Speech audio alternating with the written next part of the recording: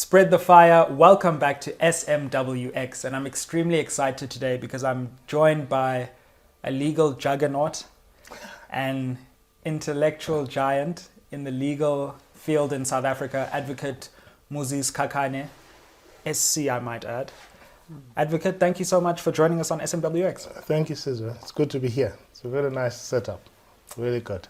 We're so glad to have you, and I wanted to jump straight into something that I think confronts legal professionals, especially advocates in this country. It's a naive view. It's a view that you like the people you represent and you're somehow trying to forward some agenda or other by representing them as opposed to doing your job. Yeah, it's a misconception by people, a lot of people, until they need an advocate. Right.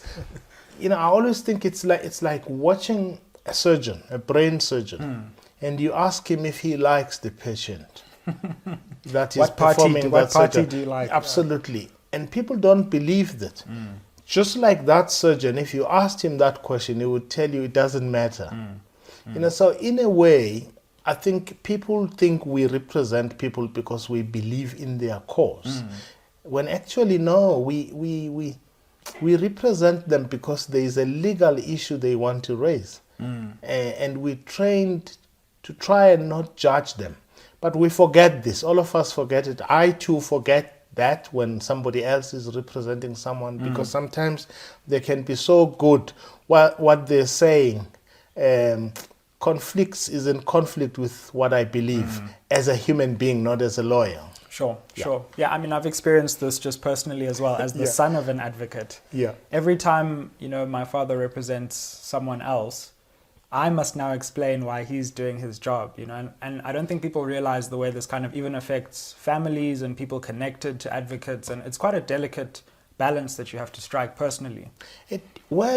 Every job has its moral dilemmas, but I think as a lawyer you have many, because you represent people and people don't know why you must represent people they dislike. And of course, when they knock on your door, they will be quite shocked if you ask them what party they vote for before you agree. So I think it's human nature, Sizwe, in a way, in that we think justice is the preserve of people we like. And in political environments, it gets worse. I mean, if you ask people who march when there's a case, and whether they would march if somebody else they dislike faced an injustice, you'll be surprised. Or that people who go to match courts and high court to say so and so must not be given bail.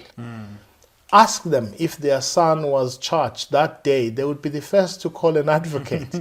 So it's the nature of human beings and our notion of justice. But it's basically the nature of bias in human beings. We see this in politics, we see this in social discourse, we see it in economics. That all of these things are not valueless. So even our choice of who we like and our standards change. And I don't think there's ever been a time like that in South Africa like now, where people hold different standards for the same thing, depending on who's in trouble or who they like. So I wanted to ask you, having recently represented President Zuma, you've also represented Julius Malema, by the way, as well. But what was that like for you personally? Because, former President Zuma is a very polarizing figure. He solicits very strong reactions either way. And I wonder what that was like just personally and psychologically for you as you pursued your professional duties. Did people come at you and say, why are you doing this? Did others say, we love you for doing it? What was it like? All of the cases I've done, Sizwe, have been like this. I'm sure President Zuma disliked me a lot when I represented Julius.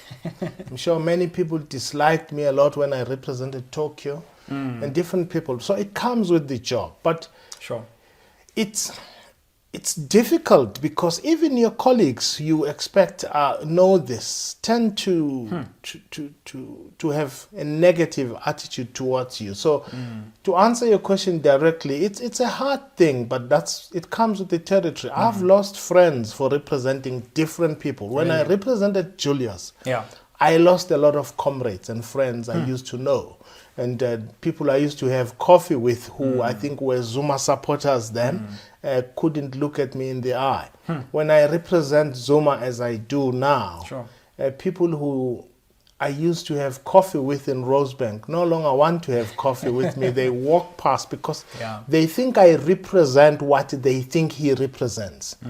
When actually, no, I represent what a client believes is a legal issue that he is concerned with. And that's all, you know. And if you ask me whether I've liked all people I've represented, I would tell you it's irrelevant. That's a good way of saying no. It's real. Well, yeah, because actually, I think we don't like most of our clients. But anyway, just one example I can give you about what we go through as lawyers is the fact that I don't think you are worth the title advocate if you can't deal with difficult cases. It's like a doctor who says, I only deal with people who have headaches. I don't deal with people who are too sick. As an advocate, I think the test is to deal with those cases that don't just challenge you because they are difficult legally, but they challenge you because they test whether you are a just human being. You can represent people you dislike and people you like because they all need justice. It's not the preserve of people I like. That's the attitude. But hard, yes, it is, because I don't know how many people I've lost for representing Zuma. I think lots of friends and comrades I used to know no longer talk to me. But it comes with the job, it will pass. And next time I'll be representing Cyril Ramaphosa when they depose him, if they will. And I will represent him, you know, or anybody. You know, that's my attitude towards law and justice. And it seems as though you've thought quite deeply about this question of justice as it relates to South Africa. I'm a bit concerned, and just to share some of my feelings, that where we're going right now as a country is we're in this euphoric moment. And we all like the leader, or at least that's what the media tells us. And so if there are infringements on the law, or if there are unlawful behaviors that may or may not have occurred, we're prepared to turn a blind eye because we tend to like the person who's in charge, or we like the regime that's in charge. My worry is that that might actually undermine the rule of law. And I don't know how you feel about where we are in terms of the rule of law in South Africa, because there's a sense that, no, rule of law is back. Everything is fine. I don't know if we just like what's happening now, or whether rule of law really is being reinforced in this period of euphoria. Sizwe, let me tell you, the difficulty with the public discourse is that it's run by lawyers, judges, and journalists. And those three types of people, in my view, me included, have a very little capacity for self-reflection. All of those people, journalists, judges, lawyers, and politicians, they have a very, very low capacity for self-reflection. And that is why all different narratives you see in society about the rule of law and justice depend entirely on what psychologists call confirmation bias. People are looking for things that are consistent with their wishes, and that's their notion of justice. And that's why I said in court the other day, you know, a blind man can bump his forehead on that door and a pole there and there. But people who are blinded by bias are worse. They take others to the gas chambers. They don't care what happens to them. And that is why one of my regrets about South Africa is the fact that extension of political thought, that political bias, has extended to law, to the judiciary, and everywhere else. And it undermines justice and the very things that people say they are fighting for. And so, in a way, I watch a lot of analysts, legal and political analysts. I'm telling you, Sizwe, I listen to them and I'm in despair, because all they're doing is parroting their wishes rather than pulling out what exactly is at play in society, in the political discourse. To change tack somewhat, you've also been a strong advocate for racial equality, racial justice within the legal profession, and most recently through the Pan-African Bar Association, you've been involved in trying to structurally reform the practice of advocacy. Yeah. Take us through why you thought it wasn't just time to reform the current structures, but why an entirely new bar association was necessary for the profession. I regard myself as a person who's obsessed with equality since I was young. And I also hold very radical views about how society should create socio-economic justice, right? Mm-hmm. And I worry about South Africa, the nature of South Africa's political transition, because I think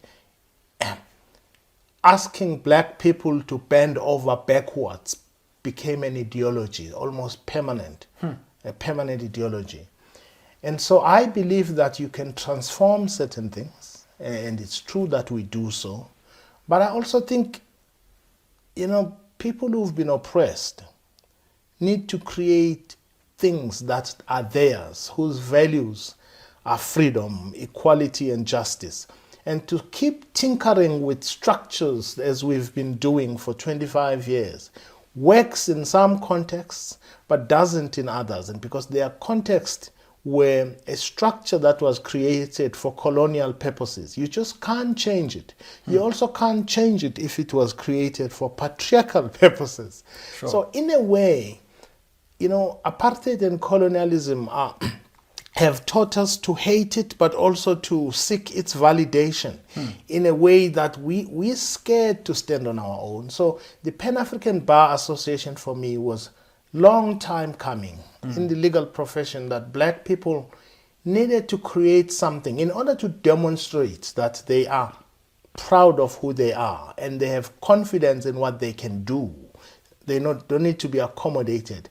I believe that you must, at some point, not just tinker with structures that are not yours or demand recognition, but you must demonstrate that the values that you preach can be lived. And you do that by creating a structure in which you live the values you've been preaching about. And Pabasa for me is that, and it's been done. A number of people, we're not the first one to do something, but maybe we're the first ones to take this brave step, which of course, as you know, it turns you against your own. White structures, when you face them, when you confront them, they send your own to fight you. And so it requires leadership to be able to know that I'm creating something, we are creating something that challenges an entrenched system. So in a way, that's what Pabasa is for us. I think we will see the value of this institution 50 years from now. Just like the Bar Association in South Africa, the GCB, formed in 1904, is entrenched. And we need to create things of our own, things that we trust, things that are radical, things that should change South Africa for the better. And you mentioned the way in which black South Africans have been in some ways forced to accept an ideology of forgiveness without the requisite justice going side by side with that. And it feels like over the last few years in our country, particularly the last 5 years, there's been an increasing doubt over the ability of the constitutional framework to bring about the kind of equality and justice that is crucial for the future of our country, particularly as it relates to race and gender. Yeah. And of course, the Section 25 process currently has been at the forefront of that debate about whether the Constitution is capable of creating this equality in our society. What are your views as a legal practitioner, someone who knows the Constitution intimately, about whether the dispensation has the wherewithal to take us from where we are to where we need to be? No, I think our document, the Constitution is an important document, but it's a living document. And a Constitution can do two things. It can change, transform a country for good, right? And then set it on a path for freedom. But it can hamper freedom too. And I think South Africans, are a little naive about the purpose of their constitution. I think it has a lot of civil liberties that we want. But in all post-colonial states, you will see that constitutions are created, yes, to give the, let's call it some of the freedoms that we need, but sometimes colonizers entrench in that constitution comfort for themselves. They guarantee comfort for themselves. I'm not one of those that believe that you can't change a constitution in order to give it life, to give it more freedom, to make sure that it does what the struggle was about. I think we forget that the struggle was not about appeasing those who colonized us. And I think our leaders who did great things for us also taught us wrong things. That you can only change, you can only lead by appeasing your former colonizers.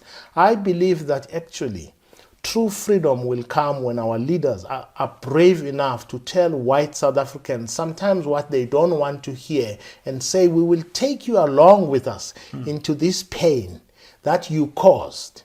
We don't want to cause the same pain to you, but we want you to acknowledge that you caused pain. And I think our leaders are too scared to do those things. And in a way, and I think Section 25 for me is inadequate to deal with precisely what happened to those who were colonized. I'm glad you touched on 25 itself, because I've read the section so many times, and my problem with it is that it seems to speak with two mouths. Yeah. It's not that it definitely permits expropriation without compensation. Sometimes I read one section, I think, oh, okay, case closed. And then I read the next section and I think, what's going on here? And for me, that's the real problem. It's not that the Constitution says this or it says that. It's that it's actually very difficult to determine what it says. And it feels like the clarity in Section 25 could be enhanced. This is where you've hit the nail right on the head. The dishonesty by people, legal practitioners, some of them very progressive, who tell you, no, we can work around this Section 25. The dishonesty. You ask them one question. If you truly committed to giving the land to its rightful owners, and you have two choices, one is to go to courts and interpret what already exists, why are you so opposed to something that is clearer, which is an amendment? You don't have to go to court. Sure. So the dishonesty of people who tell you that they want to work around what exists, they are not telling you exactly what it is they believe. It's people who don't believe we should do anything. Because they wouldn't be opposed to clarity. Why do they choose something that needs us to go and seek an adjudicator? So it's people who are pretending they are radical when actually they have bought into the system of white appeasement, of thinking that the country will fall apart if you don't nurse those who hold economic power. And I think for as long as we do that, we're lacking leadership. I think South Africans, black and white, require brave leaders. And white South Africans require leaders who will tell them their sins. And not say we will condemn you for their sins, but we want you to walk with us to change what you did. But I think our leaders, and many, many people, I think are scared of telling those truths. And I don't think you can lead and you can ever have freedom, true freedom, if you are not courageous and you're not honest. And I think that's what we're lacking in the discourse at the moment. Well, in terms of courage and honesty, you were involved in a report that...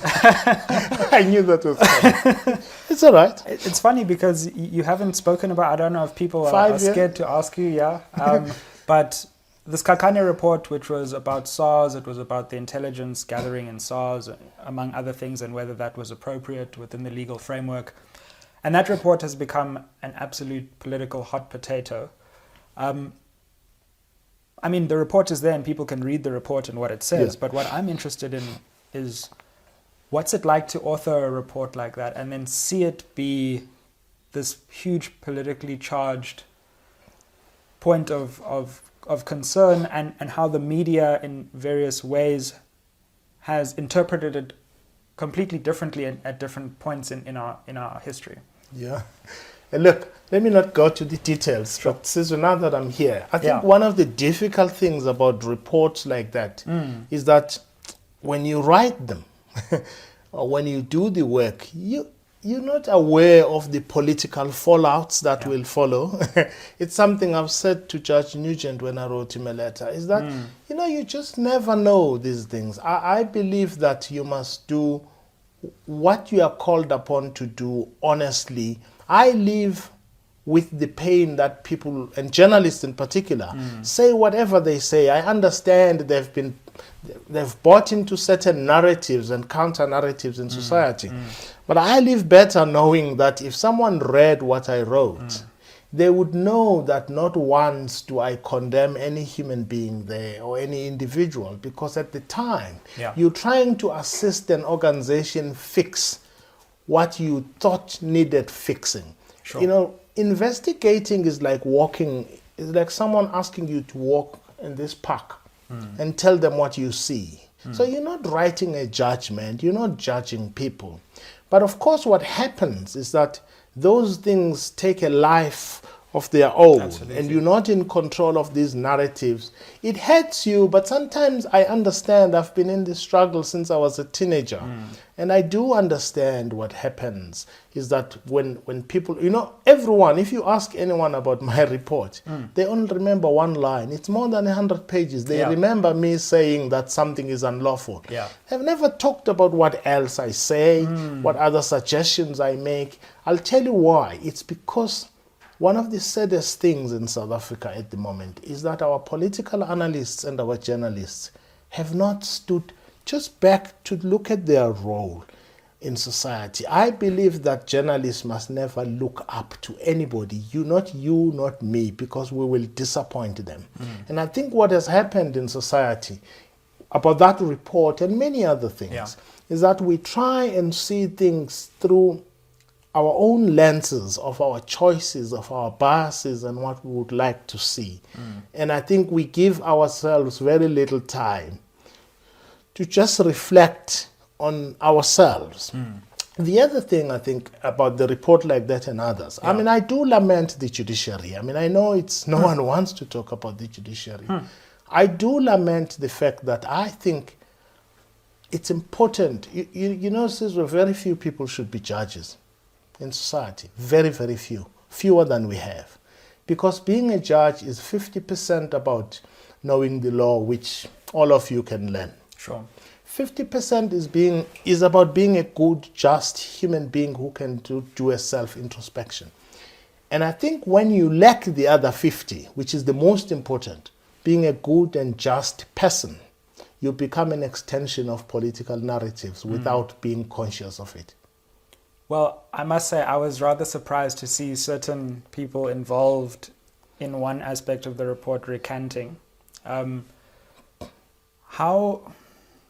How do you sit back and just allow things to play out? Because I think that's like the opposite of what a politician does. A politician wants to get in and at every point of the narrative control it and make sure that it's...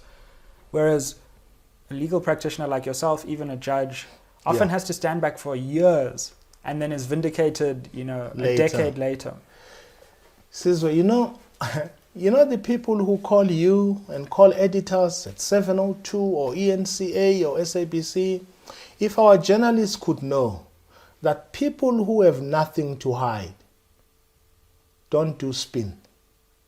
The ones who call you, the one whose spokespersons tell you what to write, who are telling you, I could keep quiet for 10 years to come about this, Sizwe, because not that I was perfect, no, because I did nothing wrong. I sleep well at night. I have nothing that I think, wow, will come out, let me manage the media. No, I don't have to manage the media. The people who manage the media through their spokespersons, who create narratives, they have journalists writing about their narratives and only about their narratives. If we were smart enough in society, we would know that it's people who do that have something to hide. And our jobs as lawyers, but particularly for journalists and analysts, is to look for what you are not being told. is to look for what is behind the brown envelope you were given in Rosebank. Why were you called to a coffee shop in Rosebank to get an explanation about something that is obvious? The reason is that all of those people who sit with you in Rosebank and Hyde Park and Melrose Arc to tell you about things that are obvious, it's because they are taking you a certain path. People who know the truth don't care. It comes out, can take 5 years. And that's my attitude, is that if I've not done anything wrong, that I cannot, well, as a Christian and an activist, that I can't justify, well, I would worry. I don't worry because I haven't done anything wrong. And I think all of those who've been managing our journalists, in my view, can only be those who have something they're trying to shepherd them against. Well, Advocates Kakane, it's been a tremendous honor, and I hope I can take you to coffee one day with no brown envelope. We don't need a dialogue. We know when we sold our people out. Maybe white people in the DA and some of our leaders are actually not rivals. This country requires a stop to this man. Capital funding Cyril Ramaphosa brought the ANC where it is. There's no doubt about that. Spread the fire. Welcome back to SMWX. Today, I am extremely excited to be joined by an SMWX legend. And what better time to be speaking to none other than Advocate Moses Kakane. Baba, thank you so much for joining us once again on SMWX. Thank you. It feels like home again.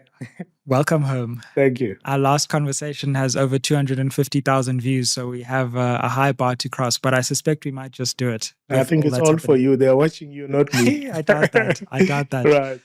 Thank you, man. Bob, how do we analyze this moment politically that we're in, where we see the ANC and the DA seriously considering what would be a really profound alliance?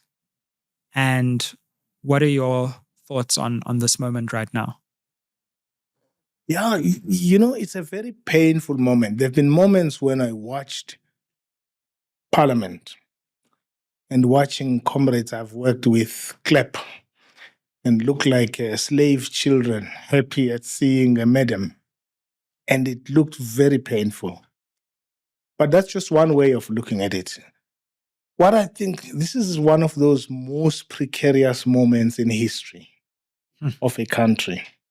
And that is why there are so many people trying to seize this moment. But it's a repetition of how we got here in the first place. And so these moments in the struggle in South Africa keep repeating themselves. 1955, we are told it was the people who drafted this document. But of course, sometimes, it was a few people, largely white, writing for the Freedom Charter. And then these moments keep happening where an important political moment, crossroad, happens. And those who are in power, capital in particular, always seize that moment. Because the oppressed, their guards are down and they're tired. They want a solution out of their misery. But that solution never comes because those who are in power always seize that moment. And that's where we are. So what you see in this GNU, it's painful, but it's not surprising.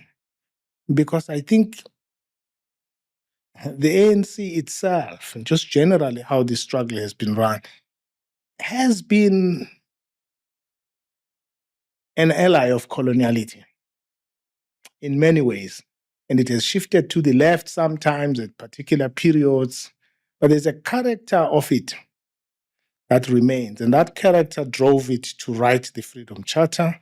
That character drove the ANC to opt for the political settlement that we have. And I think that political settlement is a repetition of what's happening now. And it's not always conscious. And I think people who are involved in this are different elements of what I call conscious and unconscious counter-revolution. Some will tell you they think they're sophisticated. But in the end, what we are seeing happening is a continued survival protection of white rule over indigenous people. And it's that moment now. And the ANC, yet again, is not disappointing in aligning itself with forces of coloniality. There were other options. But because enslaved people, every time they want to act in their own favor, their own interest, what occupies their mind is how to please the white master. And I think it has become second nature when we find a political solution. Our first question is not what do the masses that are oppressed want? Will white people embrace us when we do this?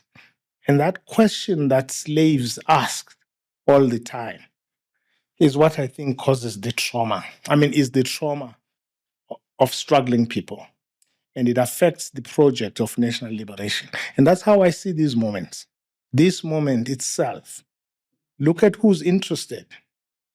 It's the foundations, it's because people want to re-theorize this moment in order to ensure the continued survival of white rule, from which they benefit financially, even if they are black and all. But this is a moment when people are seizing. They are seizing this moment in order to control the future of our children. And yet again, to trade it for 30 pieces of silver on the table. Do you think this represents the ANC selling out, or maybe even selling out within already having sold out? And what do you think, drives this character of the ANC, as you say, to always err on the side of the conservative option? And when I say conservative, I mean keeping the status quo intact. So it comes in different moments. I've been in the ANC myself. I grew up there, and I don't want to insult it because it trained a lot of us to understand intricate motive forces in a struggle. And so I don't want to say to you, the ANC is this, because the ANC is an amalgamation of different elements. And there's a character of the ANC that is genuinely involved in a struggle for national liberation. It's very thin, but it's there. There's a broad element of the ANC that I think is a conscious ally of capital. And there's a broad element in the ANC that is an unconscious ally of coloniality. And then there's an element in the ANC which I think is very dominant. I'm not saying it's many people, but it's dominant. It's people who sold out a long time ago. And that selling out, that infiltration of a liberation movement, which is always the desire of those who oppress others. That element in the ANC, it's not the only element, that element is in charge now. And that element has money.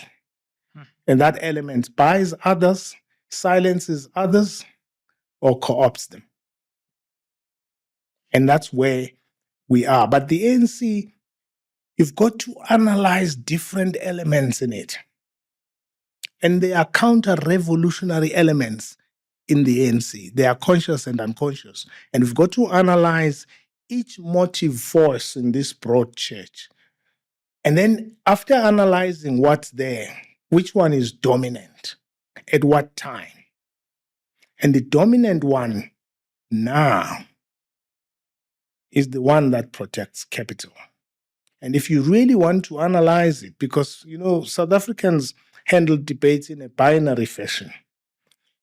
You start from 94, you start with Mandela and critique it, not criticize it.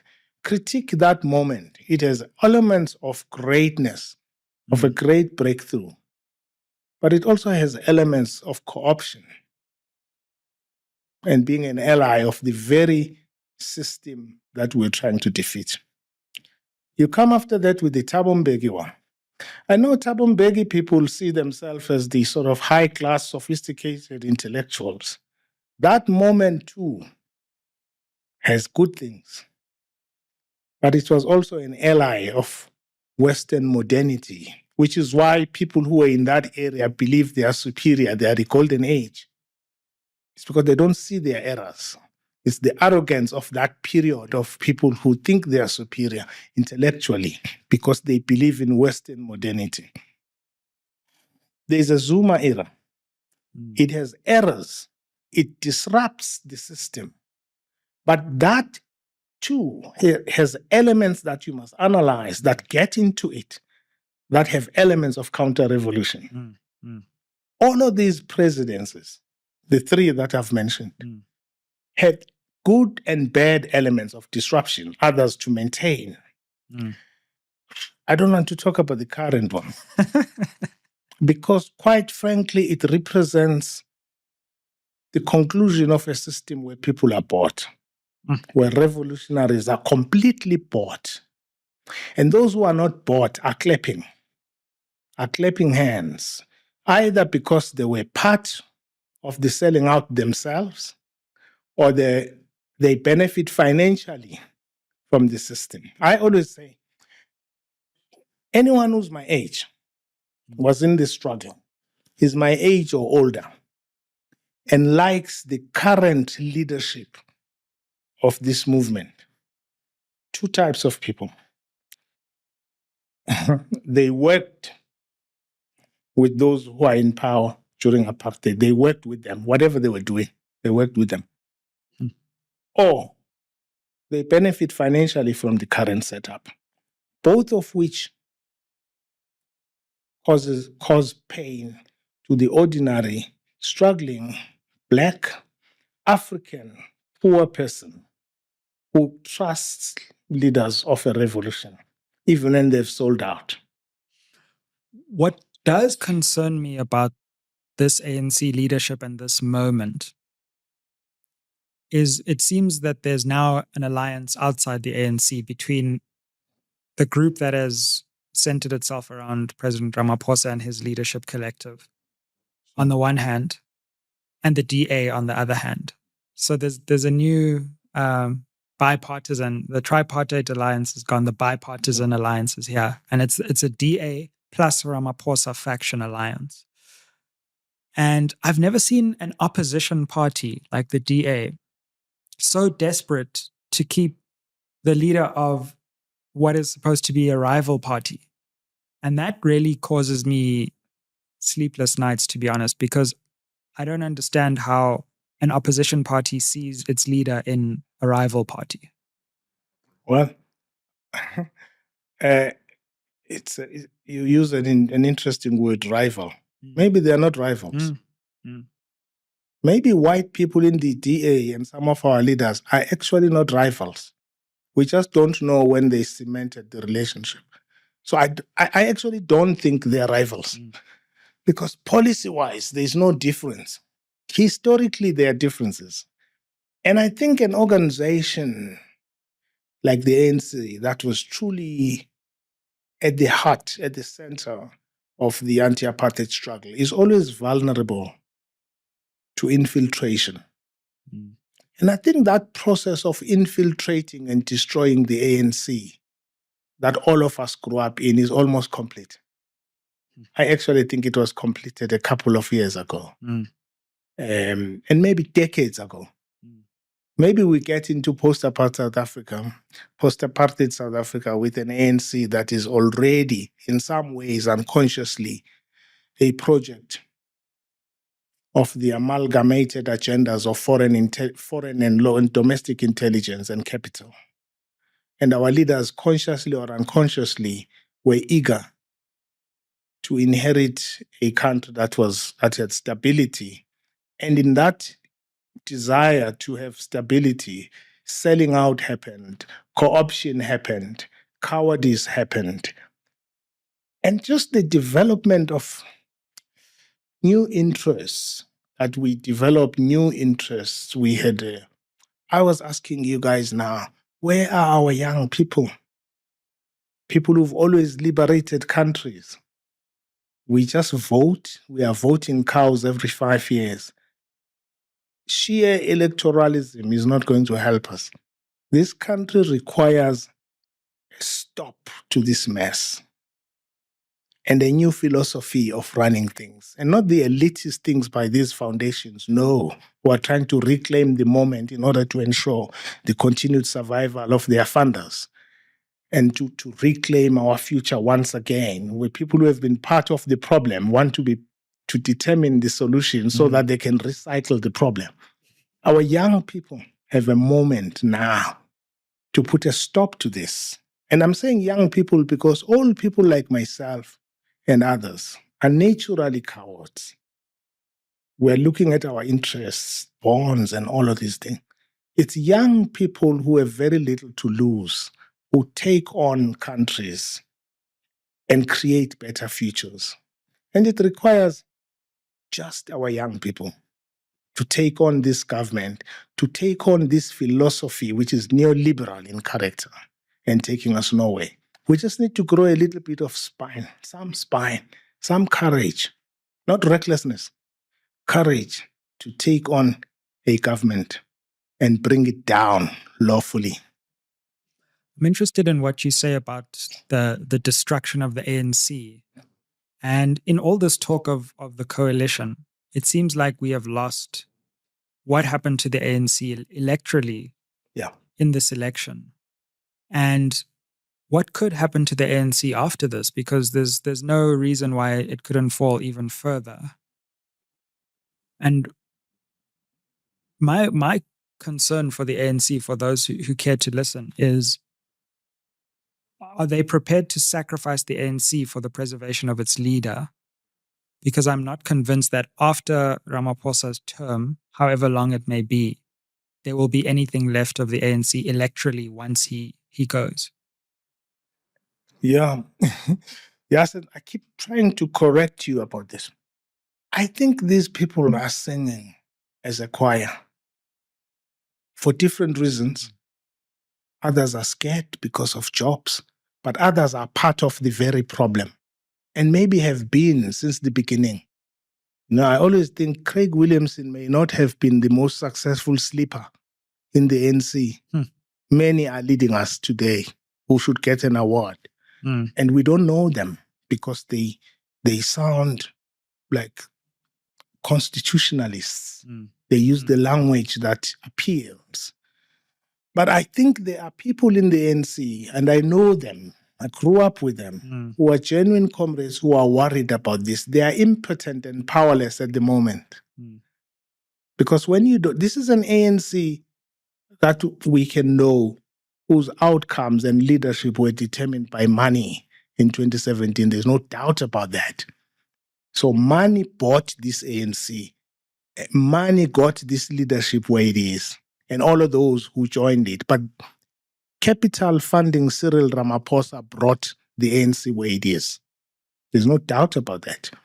And that has ideological implications about the nature and character of the ANC and what it can do for society. And what it can do for society has to be aligned with those who funded its trip to this point, this political precipice. And I think from here onwards, we're going to see another selling out. We're going to see another 30 years of those who benefit from this system, trying to maintain it. Already, Sizwe, there's language that has developed in the past 2 months. People who are slightly critical, like me or others, of the Constitution are called anti-constitutionalists. So the terminology in the media has been structured to condemn everyone who thinks differently, who sees the world differently, whose ways of being are different. And I think the ANC needs to sit back. The AZAPO needs to sit back. The PAC needs to do the same, the EFF and the ATM, to say, are we going to continue to behave like slaves as Africans when moments come for us to grab them and take our national liberation?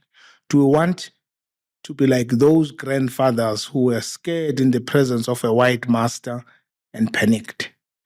And we have that moment now, but I think we are choosing to do what the old cowards have always done in the presence of a powerful master. We are scared of being courageous. What do you make of this debate about the Constitution? And can we go into that in a bit more depth? Because it actually was all over this election. Yeah. And this so-called government of national unity, in fact, I'm actually fascinated to know what you think of this term as well. Yeah. Uses the Constitution to exclude and eliminate and justify its existence. Exactly how it's faithful to the Constitution itself, I don't know, but it claims it protects the Constitution. The Constitution. Yeah. MK and the EFF, who actually have different positions, are just lumped into one position and called the anti-constitutionalists. And the media that is supposed to help us understand this debate and make sense of it and give us the two sides of what is a legitimate debate just falls in line with what the DA wants to say, basically. Yeah. How do you characterize the actual constitutional debate that we need to have as a country? And what do you think the contours of that debate are? First,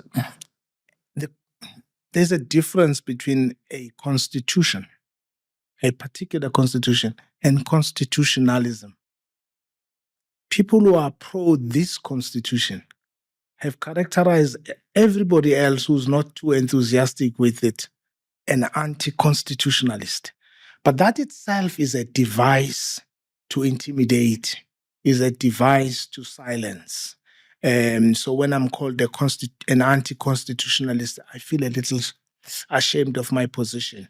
It's a device designed to silence those who have a different view. And we must defy it. We must defy it because it's an intellectual device of demeaning dissent. Secondly, a constitution does not exist for aesthetic purposes, that we have a constitution and therefore we are great. Each constitution is designed to deal with objective and subjective and historical conditions of that nation. And what are our conditions? We have one. It's actual national liberation of African people in particular. And so our constitution must exist to ensure national liberation. And how do you do that? You undo the vestiges of coloniality in your society. And if you don't do that, your constitution is not sufficient. And all of these ideas is that, a constitution is aspirational in nature. It's actually something developed by liberals trying to lull us. A constitution must deal with conditions, not all of them, but there are conditions we could deal with here and now of how you control strategic assets of your state in order to have free education, right? And how you deal with those to distribute them. How is it possible, with all the things we are told about rainbowism and the best constitution in the world, that we are the most unequal society in the world? It's a misnomer. We've been hoodwinked. We can't be the most unequal society in the world with a constitution we say is one of the best in the world. And we need to align. A constitution must deal with what I think is the fundamental and historical problem of that society. And that's what I think we've failed to do. Lastly, both the ANC and this country, we have a tendency of thinking ideology is not important. Ideology is not a swear word. It's a philosophical outlook of a country, a group of people, a party, or an individual. And so if you're going to create a Marshall Plan about how to achieve national liberation, you've got to take a stand about things. And I think we know that we are ashamed to say we've adopted neoliberalism. But I think this country is comfortable with neoliberalism. It's just ashamed to declare it. And I think we need that opening of the debate for us to set out what is our philosophical outlook. What knowledge systems do we want to have? What types of courts, legal culture do we want to have? Or what type of intelligence do we want to have? What type of health system do we want to have? And what type of international relations do we want to have? And you can do that if you are not scared to put on the table what is your way of being and your way of seeing, your philosophy. And that's what we need at this moment. And if we miss it, those who've placed us here, like the ones I saw meet yesterday or the other day, are trying to make sure that they seize this moment for the continuation of the ideological status quo. You make a really interesting point about actual legal culture. Yeah.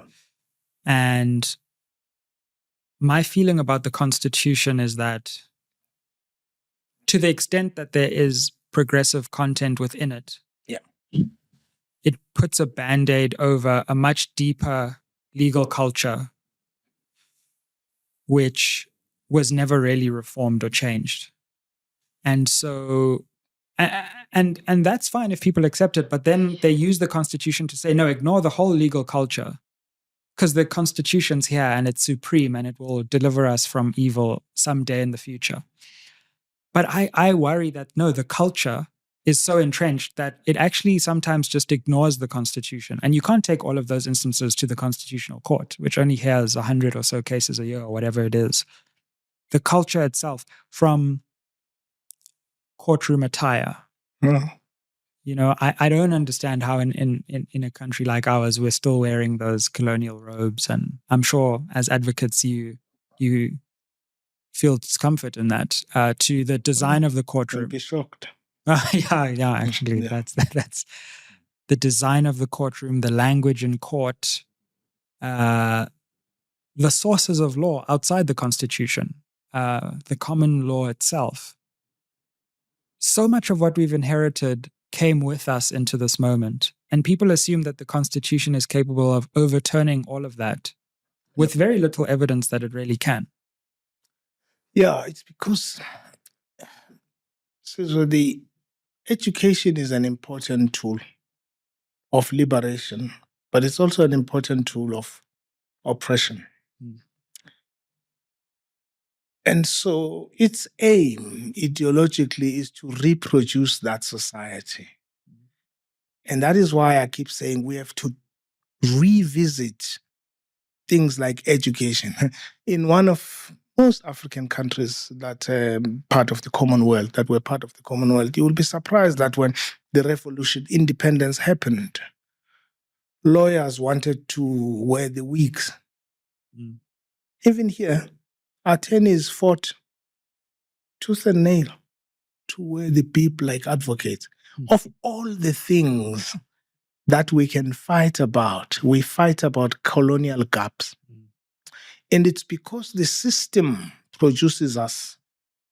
And because the system, the education system that produces us, does not teach us to be its critics.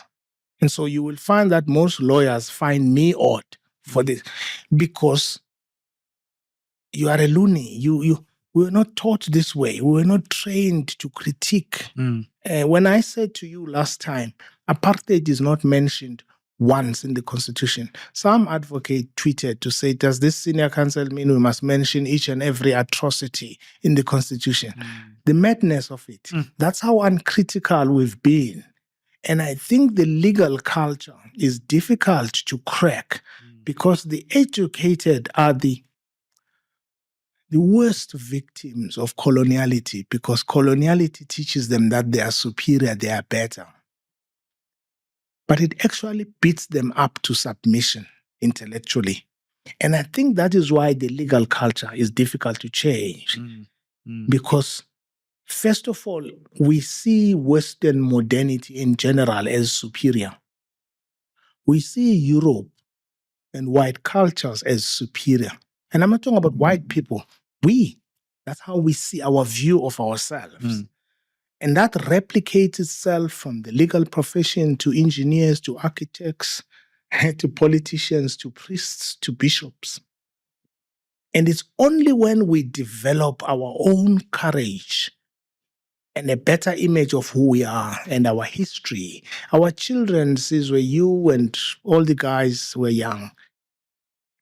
Even as critical as you are of our history, you start in 1652, even when you analyze coloniality, because our education system does not teach you the history and role that is positive of this continent 1,000,000 years ago.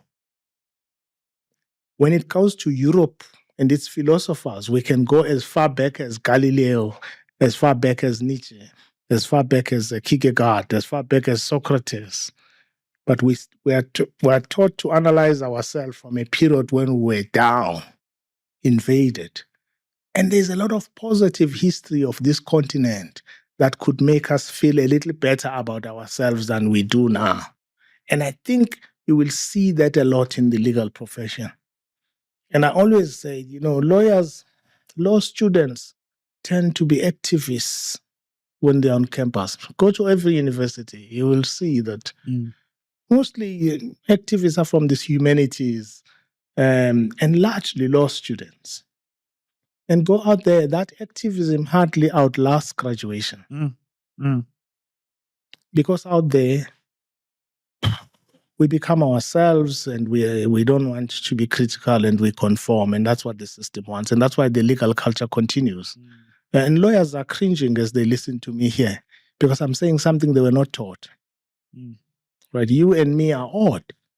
We're trying to critique something so great, they think, because they were not given the tools to see coloniality as something bad and to see themselves as human beings of value.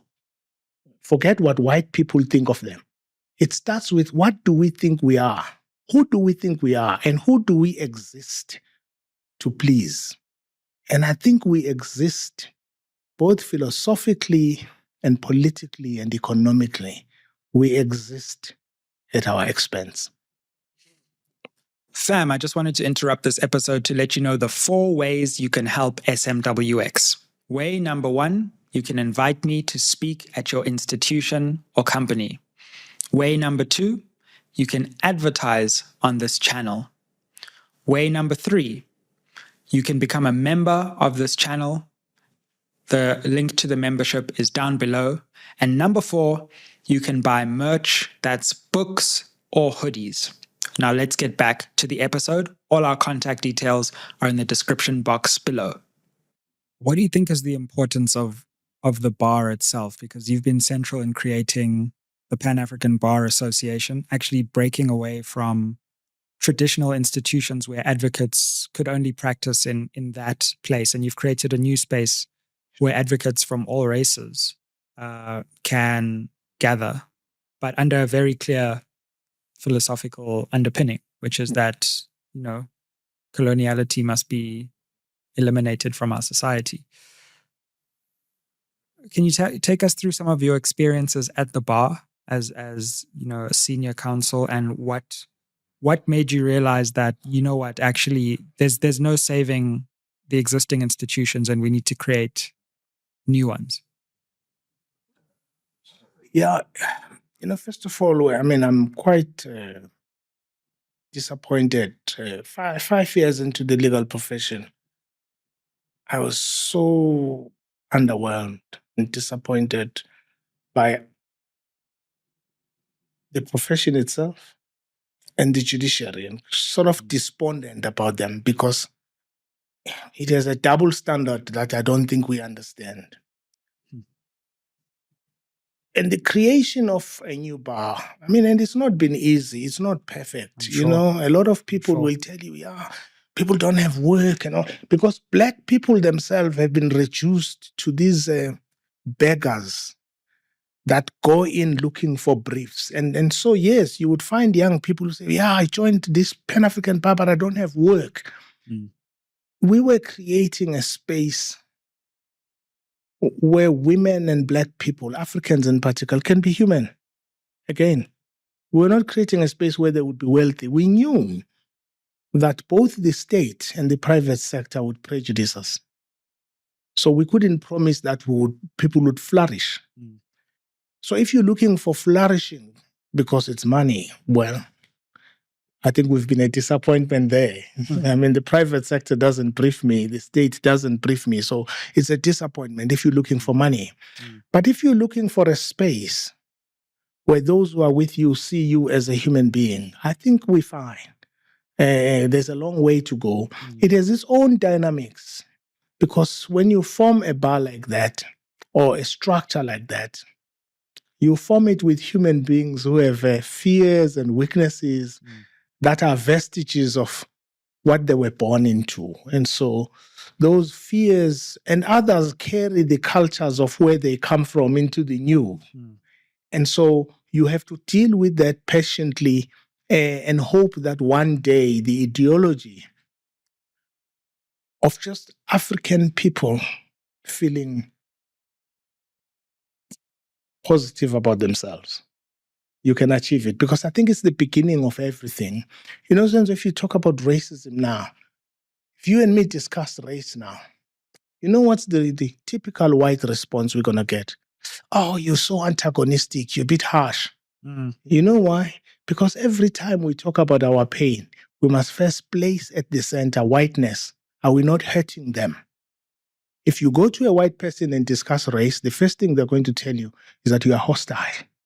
Just try and, with the right tone, John, we hear you. It's because even if I'm defining my pain, I must still worry about superior white feelings. The new thing is actually you're the racist now. Oh, yeah, of course. The whole language of racism. Post-racist, yeah, you are the racist. The debate is turned against you, but you know why it's turned against you.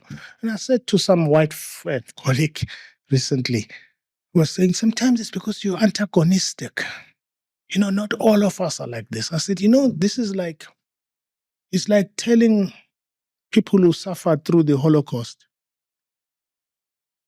that don't raise this too far, too hard. Some of the Nazis were great uncles. Don't hurt them. It's not right.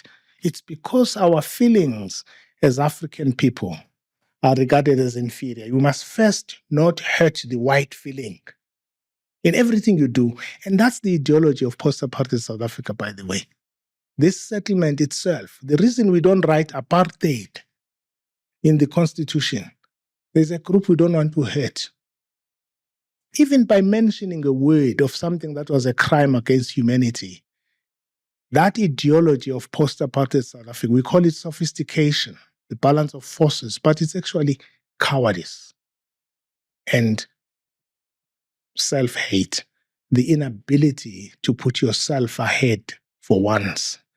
And I think that's what we need at the moment, so that we can get out of this abyss and be proud of who we are again and have the courage to fight for things that we need. And I think, Senzo, you know, Africans have gone through a lot.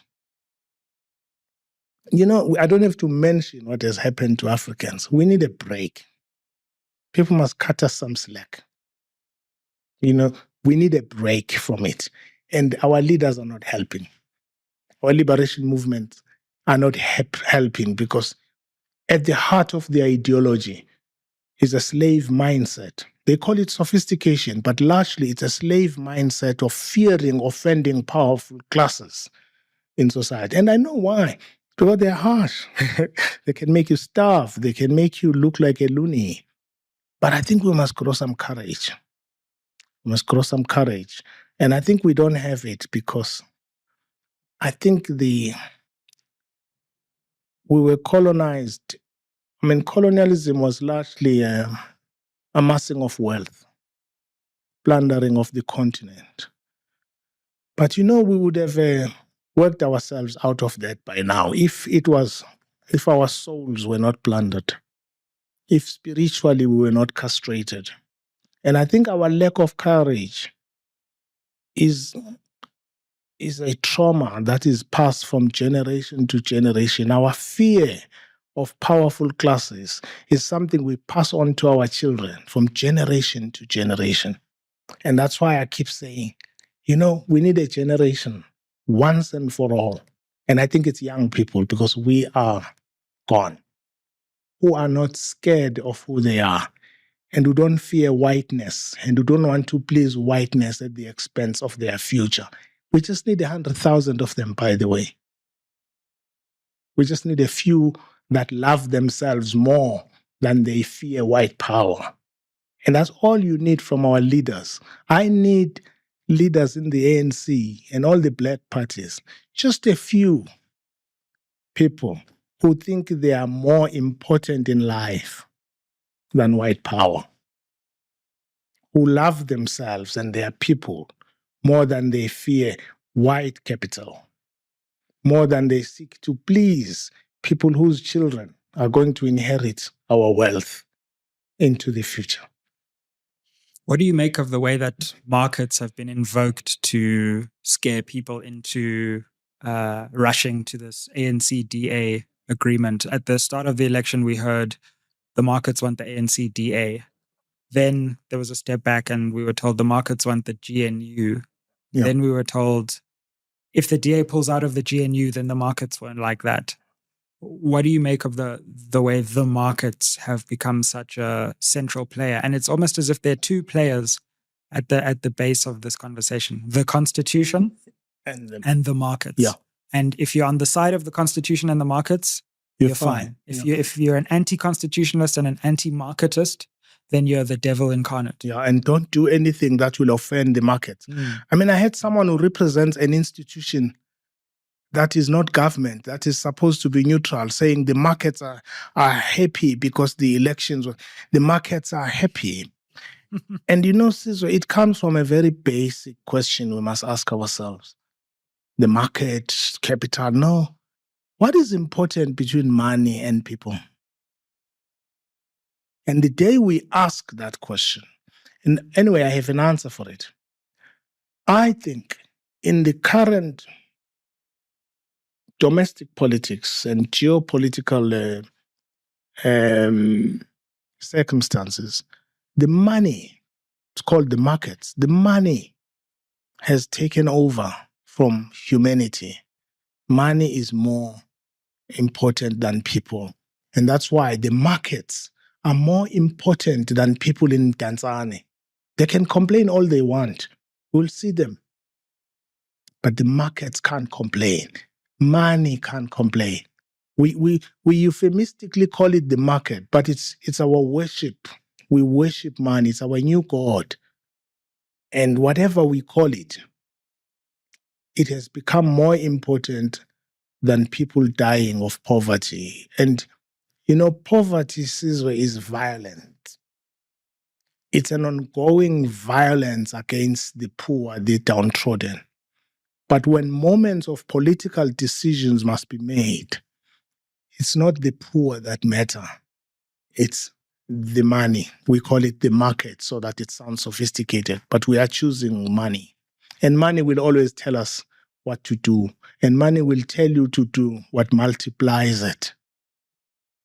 And money buys our leaders, it buys our professionals so that we can work for it at the expense of ourselves and trading the future of our children. It's interesting you mention money because I've been wondering to myself in terms of the ANC and the liberation movement more generally, especially since the term MK has been coming back into our political consciousness. Sure. It seems like for all we criticize the ANC, but let's talk about the liberation movement itself. The liberation movement prior to 94, at least let's say prior to the negotiation period, was able to withstand so many moral tests. It was able to withstand, the moral tests that came its way. And with very meager resources, people were prepared to put their life on the line. They became organized. But the liberation movement has not survived money. As soon as money came into the equation, things started going very, very pear-shaped very quickly. And maybe we haven't theorized and thought enough about how money has really distorted the liberation movement and the liberation movement's goals and aims? Yeah, I think, money or the love thereof is evil. And I think you don't know people until they have power and money. You actually don't know them. I have seen how the post-apartheid South Africa has transformed people I was in the trenches with, just at the level of attitude. They probably hate what we are saying, and it's the same people that I was in the trenches with.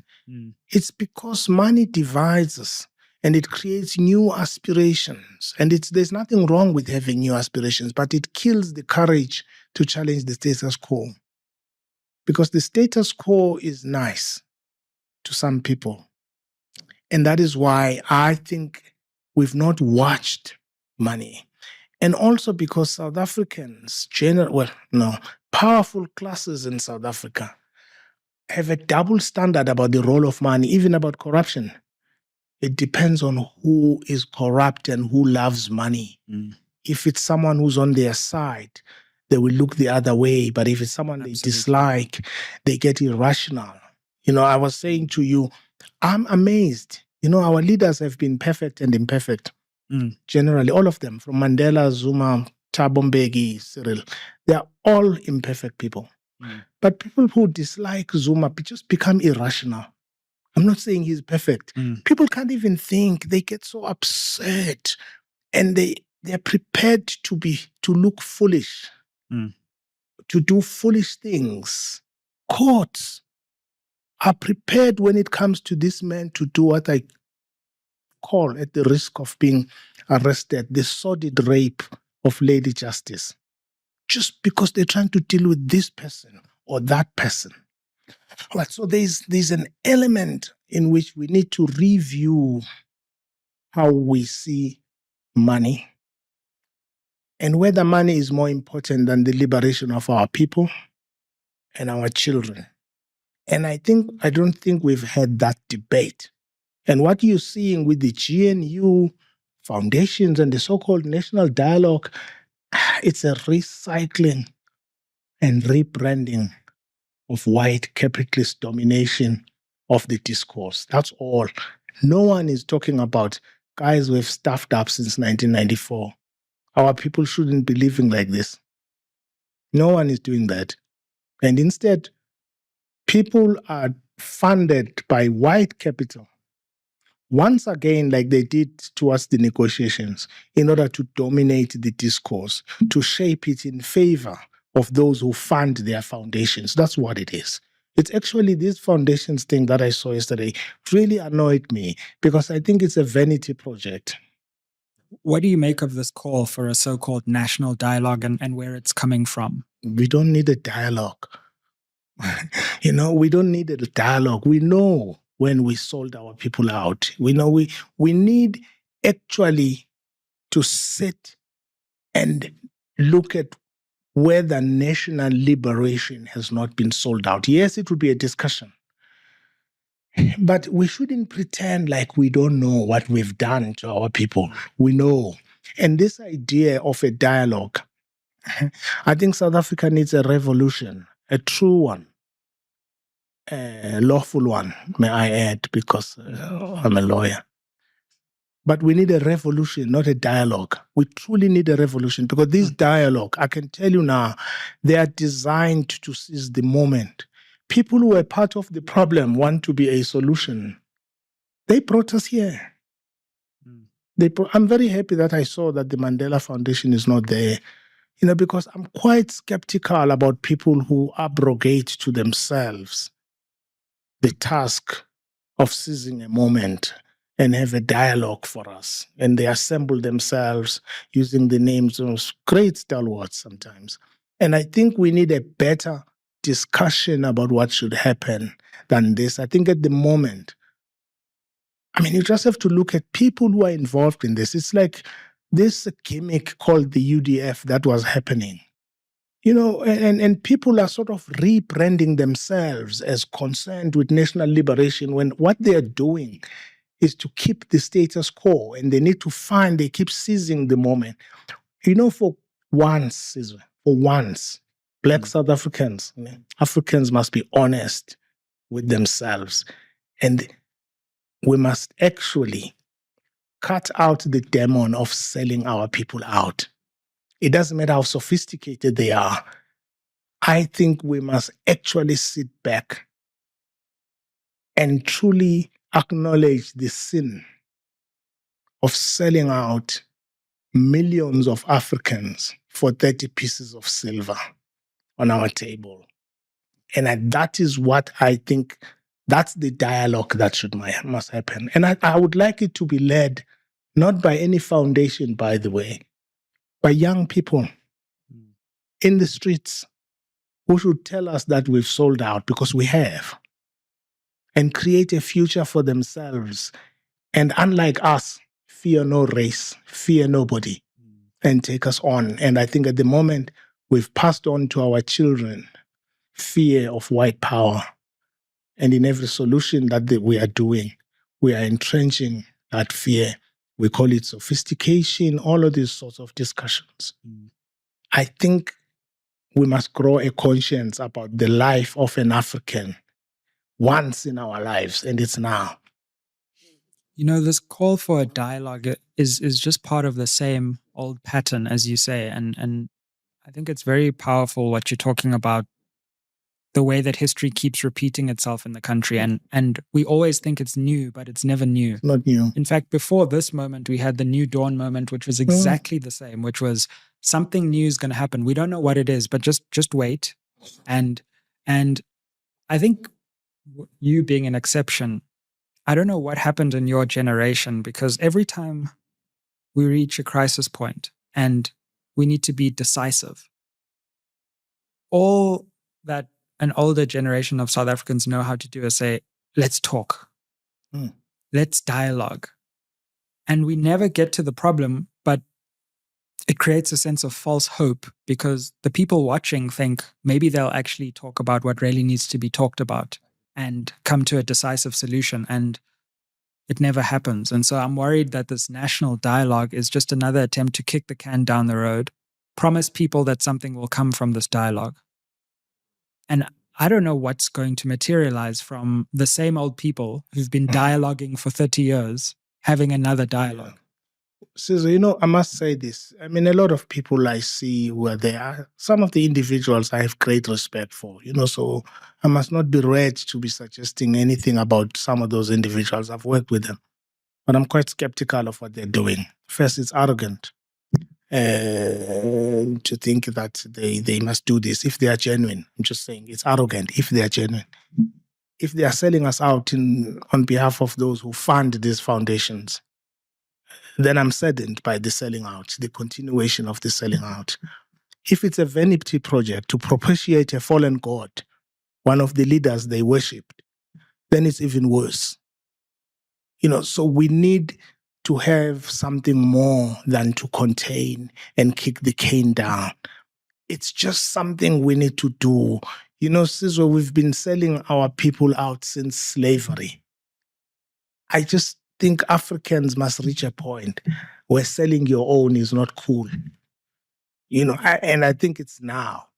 And I think if we don't do it, I think young people must force us to, so that we don't jeopardize and trade their future while we do what we are doing. Because I think, as I said, it's about money. And more philosophically, it's about traumatized people who just can't get out of, people say South Africa had a colonialism of a special type. I don't think so. I think we had slavery of a special type. Slaves were not shipped out, they were kept here.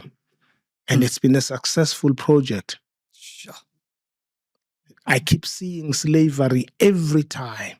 When I saw parliamentarians applaud when they are selling out, I just felt, what is it with us? What is it with us, actually, that makes us that makes selling out our own, our default position, and we clap and applaud as we do it. And Sizwe, we need a debate about ourselves, about what it is that makes us fear liking ourselves at moments like this. And I think that's the question we need to ask. It cuts across factions, across these binary lines in South Africa.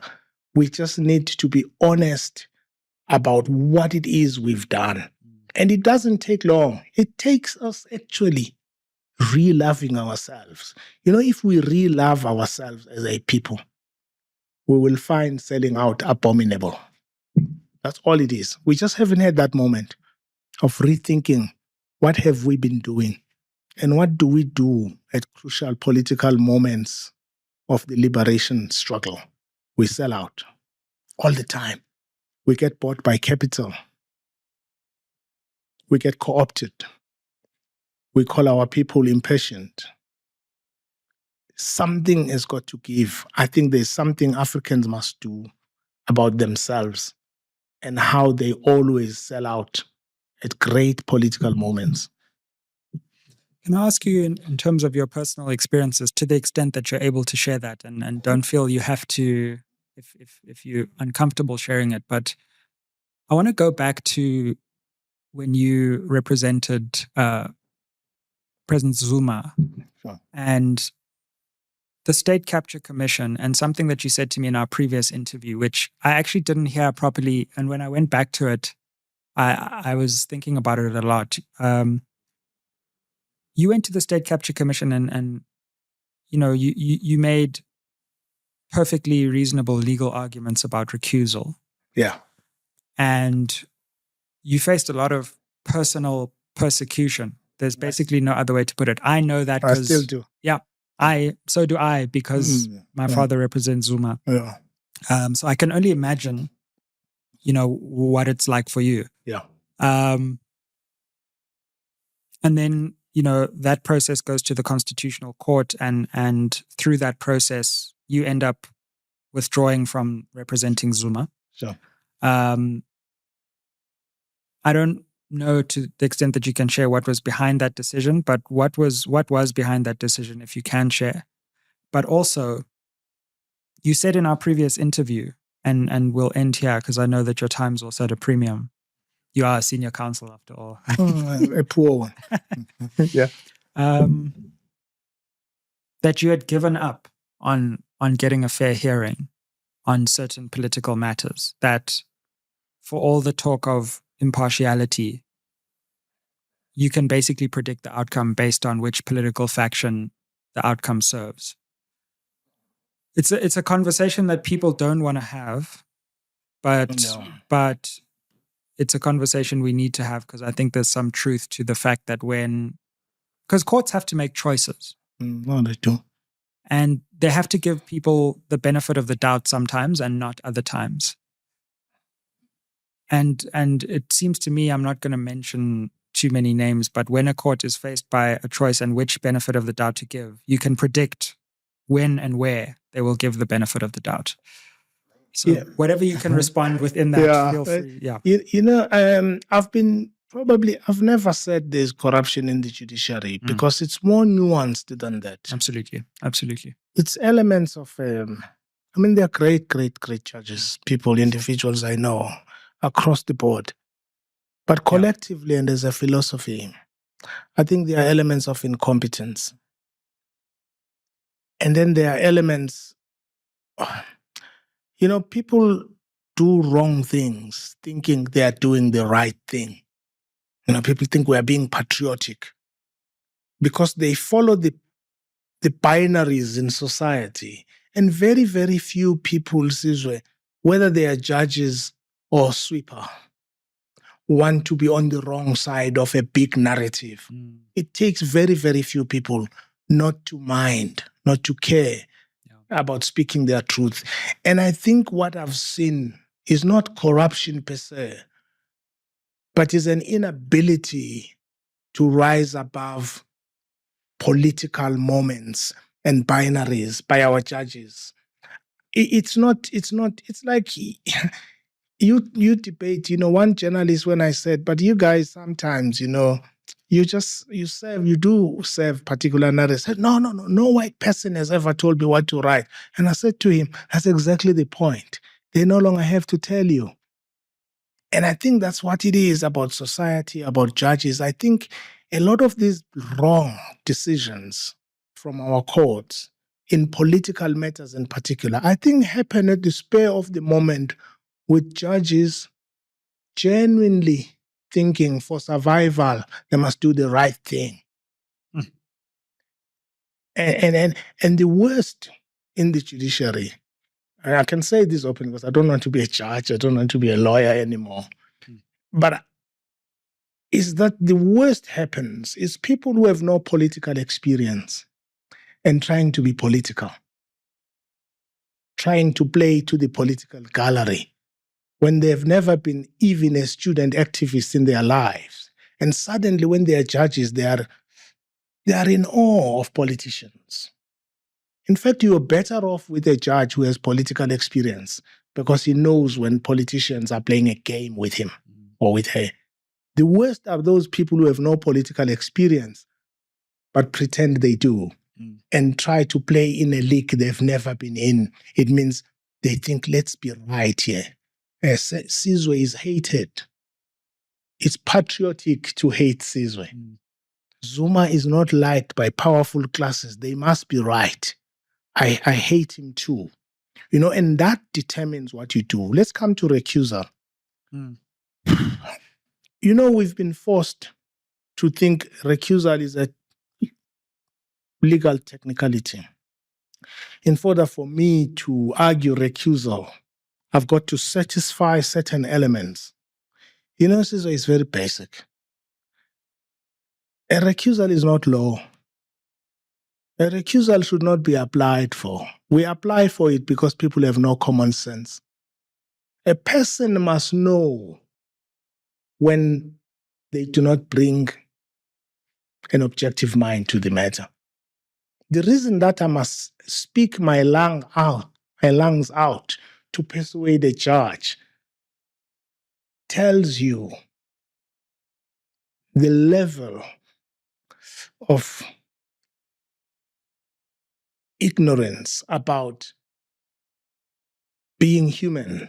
If you brought a matter to me as a judge and somehow I would be disappointed if a particular outcome happened, I'm not the right judge. You shouldn't have to argue. Judge Kuhn in Pietermaritzburg did one thing, and I hope the judiciary would follow, where a judge says, I think, even though I know myself, I'm objective, but I think, tell me what you think. And the lawyers told him, and he says, recuse myself, right? A recusal is not about you who's presiding. It's about perception and the person who faces injustice. And so if you brought a case before me about a friend or a situation where I'm aligned to a particular outcome, you shouldn't have to argue. The reason we argue recusal is because common sense is the most uncommon thing in the judiciary. I shouldn't have to tell a judge, but you hate so and so. Don't put yourself there. But in South Africa, I must persuade a judge that not that you are biased, but you know the right person.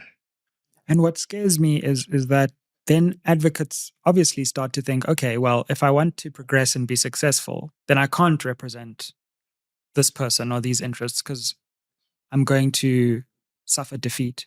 And if I want to do well, then I need to align myself. Unless you are white. You can represent if you are white, you can represent a white pedophile and you won't be on Twitter. It doesn't matter. You are not prejudiced. If you are white, you can represent someone who sells black girls for sex. No one has a problem. But don't represent a black person that powerful classes don't like. Who knows who represents a priest who's accused of raping people in East London? Do you know the advocate? No. You know why we don't know him? He's white. There are also many white advocates who represented Jacob Zuma. What?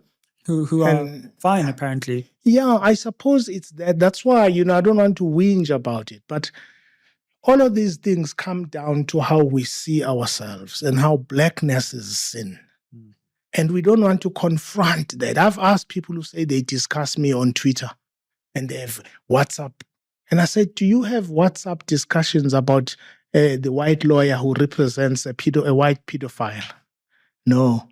Do you condemn him, that lawyer, for representing someone who rapes black boys in a suburb? No. Black people themselves. No, they don't have a problem with that. They have a problem with, Dali is representing Zuma. So and so is representing. That's all. But it tells you about the level of intellect, the level of engagement, the level of morality and our double standards. And we don't want to question ourselves. And I'm not saying we are perfect who do these things. We have a lot of soul searching ourselves to do, Sure. But I think there is a lot of race and old vestiges of coloniality in how we see things, how we see law itself. We're not this close to having law that represents who we are and who we should be. Yeah. This is my last question, I promise, because every time you give an answer, I get interested in something else. But what scares me about this moment, to come back to where we started and to link it to the judiciary and the courts and the constitution as well, is that who is going to hold this coalition accountable? Because in the Zuma era, the mistakes, and I firmly believe there were serious mistakes made in the Zuma era. At least media and the judiciary were prepared to step in their imperfect ways for accountability. And that provided a counterweight to the power of the executive and the presidency. In this era, I just feel as though the executive and the government can do whatever they want. The courts will give them the benefit of the doubt or a tap on the wrist at the worst. We're yet to see the tap on the wrist, but maybe one day it will come. Media will just let the government do whatever it wants. And there will actually be no counterweight in society against executive power and authority. And that is a very dangerous place to be. Never mind parliamentary sovereignty. Yeah. We have executive sovereignty now. Yeah. The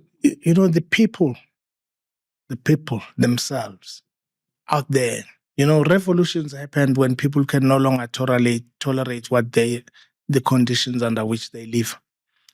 And you judge people by what they do and what they tolerate. We are where we are because we can still tolerate it. And so I think the people will reach a point where they can't tolerate. You're not going to get the media or parliament to hold. We have a president, for God's sake, who doesn't deny that there was money in the sofas. How can we tell young people out there that it's wrong to commit a crime for them to eat, when the number one citizen in the country can be protected by everybody who's powerful, including those who were lashing out other leaders? We need to reach a point where we show the same disgust we showed correctly about the Nkandla issue. Yeah. The same disgust we showed about the AIDS issue under Mbeki. And the issues under Cyril, whether he's connected to big capital or not, we need to develop a conscience to question things equally. We don't do that because we are all part of the co-option that has happened, consciously or unconsciously, and we are scared. I think this is what we are actually living in. We say this is the most unequal countries in the world. This is actually one of the most intolerant countries in the world. It's just quiet. We will call you a loony if you tell the truth. You need to tell there's a canon of rationality, of views. And if you fall outside that, in the media, in the judiciary, and elsewhere, you cut out, you alienated. And until we realize that, and improve our relationship with truth and honesty and love for our people and empathy that they've gone through centuries of being sold out. It will end in a week, in a month. We just need to grow a conscience. Our leaders need to grow a conscience. Our people need to grow an intolerance of corruption, an intolerance of fearing white people, of fearing white power and capital. If we can grow that, I think liberation is not a difficult thing to do. It just requires a better conscience and better courage. Advocate Moses Kakane, thank you very much for joining us on SMWX. Thank you. Thank you, Caesar. Thank you for joining us. Remember to like, share, comment down below, and help us get to 200,000 subscribers by the end of this year. Aye. Fam, you asked for some SMWX merch, and we have delivered. I know you're always looking for ways to help support and grow this channel, so why don't you buy yourself an SMWX hoodie?